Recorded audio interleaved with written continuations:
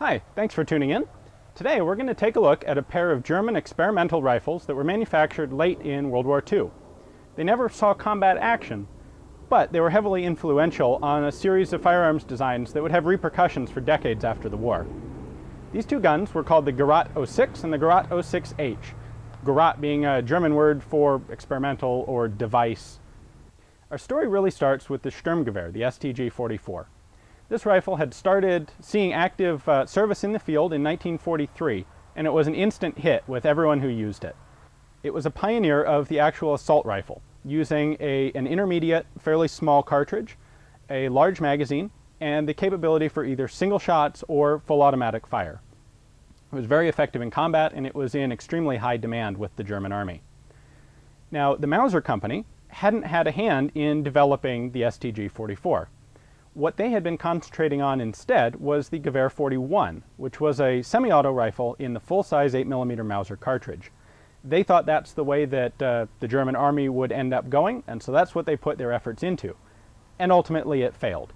The Gewehr 41 was, the contract was won by the Walther company, and that kind of left Mauser in a lurch. They went looking for a new R&D project and decided to focus on the 8mm short cartridge that had been used by the very successful up-and-coming Sturmgewehr. What they ended up with was this rifle. They call it the Gerat 06, and the idea was to build a substitute for the STG-44, something that would fill the same function. It in fact used the same magazines, the same cartridge, but they wanted this rifle to be lighter and easier, cheaper to manufacture than the Sturmgewehr, because they were a business and they wanted to sell rifles to the German army. Well, this rifle looks very similar to the Sturmgewehr. Externally it has a lot of similarities. Same basic configuration. We have a pistol grip. We have a buttstock that's in line with the barrel, which makes for pleasant shooting. We have the same style of sights, etc. Under the skin though, this is a fairly different rifle. The STG-44 uses a tilting bolt, which was a well-proven concept and a successful design, just a bit expensive to make. The Gerat 06H was tested by Waffenamt Prüfwesen, which was the German Ordnance Testing Authority, in June of 1944, and it was rejected. Ordnance didn't like a number of features about the gun. They thought it might be too difficult to clean because access to the receiver is a little tight. They didn't like the metal pistol grip for use in the winter. They didn't like the fact that it ejects cartridges straight up out of the gun, thinking that that might give the enemy an easy way to spot soldiers. But ultimately, the major problem with this rifle was that it wasn't enough cheaper and easier to manufacture than the Sturmgewehr. The STG had finally gotten into mass production. It was a big hit. It was sorely needed, especially on the Eastern Front. And for a 10% reduction in cost, it wasn't worth taking the time to retool factories to put this rifle into mass production.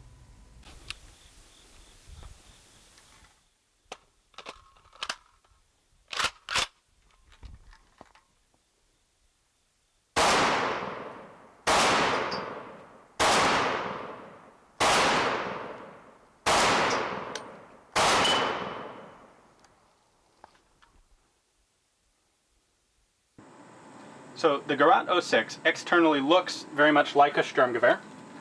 It uses the same 30-round magazines. It uses the same 8mm short cartridge. The similarities don't quite end there. It has a stamped sheet metal receiver like the STG-44. Similar sights, grip, a lot of this looks familiar. The differences lie in the internal construction. Let's take a quick look inside and see how the gun works. We're going to start by removing the buttstock. There's a single pin holding this in.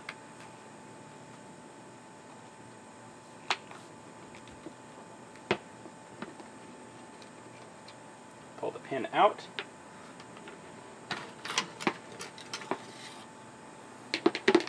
The buttstock and recoil spring come out. The recoil spring is housed inside the back.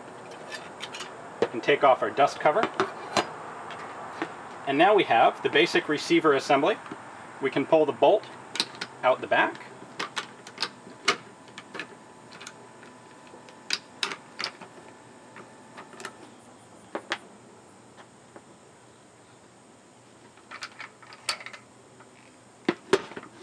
Alright, this is our bolt and bolt carrier assembly.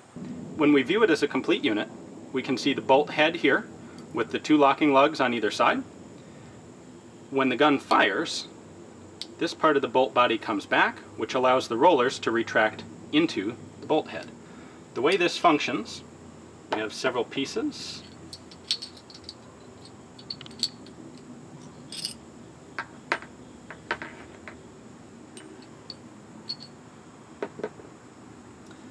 Our main component here is the bolt head, and then we have this component, which has two angled surfaces on it, and then a flat section on either side. What this does, these two angled surfaces push the rollers out, which forces them into the receiver. When the bolt is all the way closed like this, these rollers are resting on the flat area right here. And so no matter how much we push on the front of the bolt, the rollers can't go anywhere. And that effectively locks the gun and prevents the bolt from opening. The gas piston on the Gerat 06 was basically taken whole from the Gewehr 43. It's a three-piece unit, so it comes apart fairly easily. We have the middle out first. Then we can take out the front portion.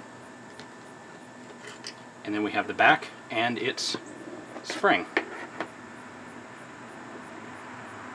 This gas piston allows the rifle to fire cleanly and very reliably. Gas is only contained in this front section, which runs on these two sealing rings, and only travels a fairly short distance back with each firing.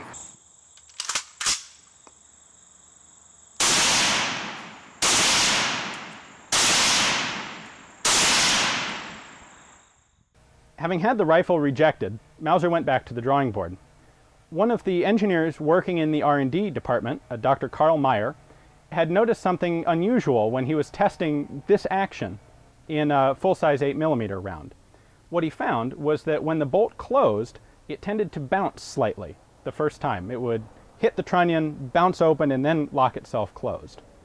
If the rifle were fired during that very brief instant where the gun was slightly open, it would unlock itself, albeit at an unsafe high speed. So he took this idea and ran with it, and started doing some calculations, and figured that if he changed the angles of the locking wedge in the action, and changed the location of the rollers, he could develop a gun that would automatically open itself, but it would delay long enough to open at a safe velocity. That idea was extremely interesting to Mauser, because what it would allow them to do is get rid of the entire gas piston assembly on the rifle, simplify some of the bolt components as well, and really reduce the cost of this gun to a point that it could easily compete with the STG-44. Now, as we were saying, German ordnance had rejected the Gerat 06 because it wasn't cheap enough to justify manufacture. So Mauser had gone back to the drawing board, and Dr. Karl Meyer had come up with a way to make the gun self-opening without the need for a gas piston. By August of 1944, they had a prototype built and test firing, and it was this, the Gerat 06H.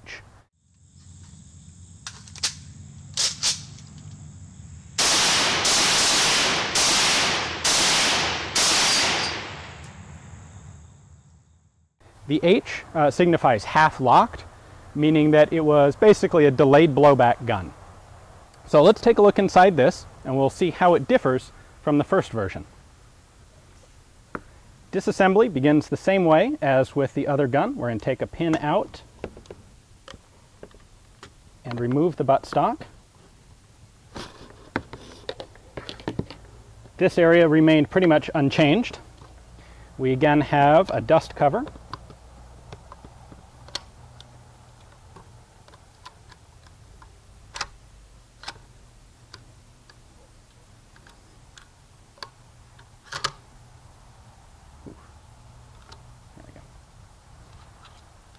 Pin comes out, and the bolt assembly comes out the rear of the gun again. So a lot of the bolt here looks fairly similar.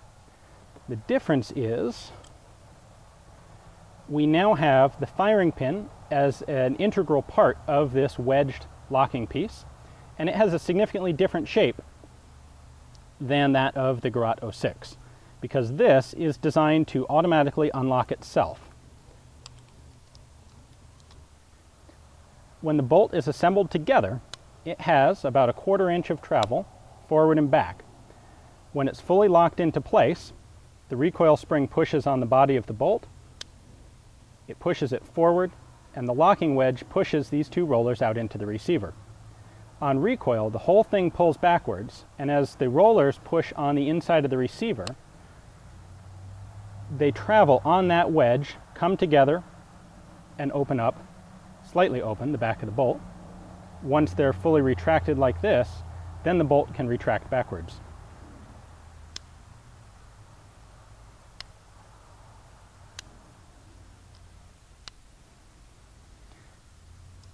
The bolt head disassembles easily, and you can see the two planes here that those rollers travel on.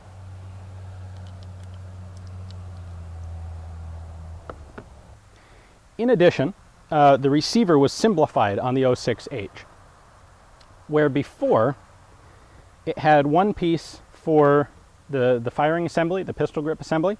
It then had a second piece that held the front and rear trunnions and the magazine well, and a third piece that comprised the main tube of the receiver. When they developed the Gerat 06H here, they redid that as a single stamping. So it was made in two halves that run the whole length of the gun from back here all the way up to the muzzle, all the way up to the front of the handguard. There was one major problem with this design that had to be worked out, a problem that didn't exist in the first version. The problem is extraction. In the original gun, the Gerat 06, there was a gas piston, and so the cartridge case was pulled out of the chamber fairly slowly. When they moved to a delayed blowback action here, the problem is that's putting a lot more stress on the cartridge case when it tries to pull it out of the chamber, because pressure is higher during the extraction process.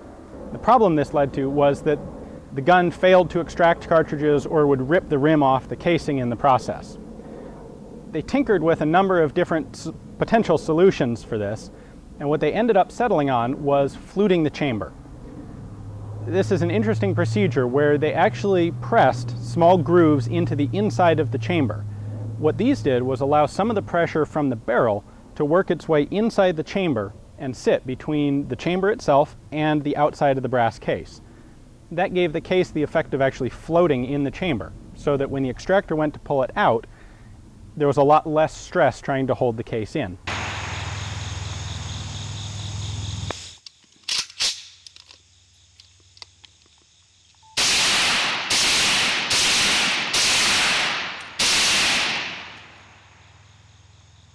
So when the Gerat 06H was presented to German ordnance, they really liked it. This was a much better, much more practical gun in their eyes.